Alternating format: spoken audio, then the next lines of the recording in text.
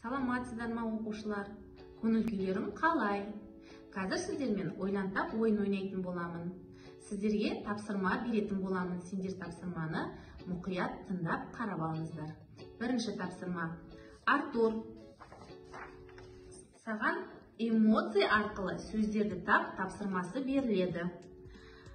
Берілген суреттер арқылы жасырылған сөзді табатын боласың. Айша, саған мақал-мәтелді аяқта тапсырмасын беремін. Мақал-мәтелді жасырылған сөздерді сурет арқылы тауып, мақалды аяқтап бересің.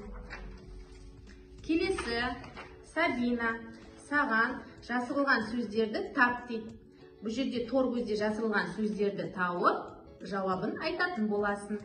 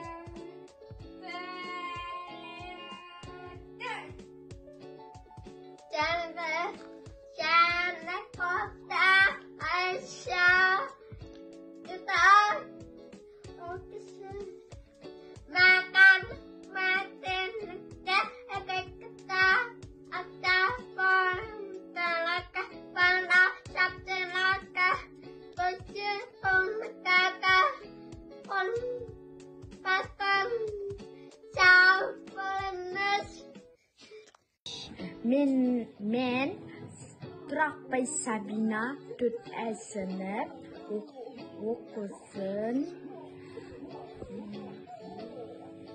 Жасырылған сөздерді тап. Қазақ орыс. Оқушылар, жарайсыздар.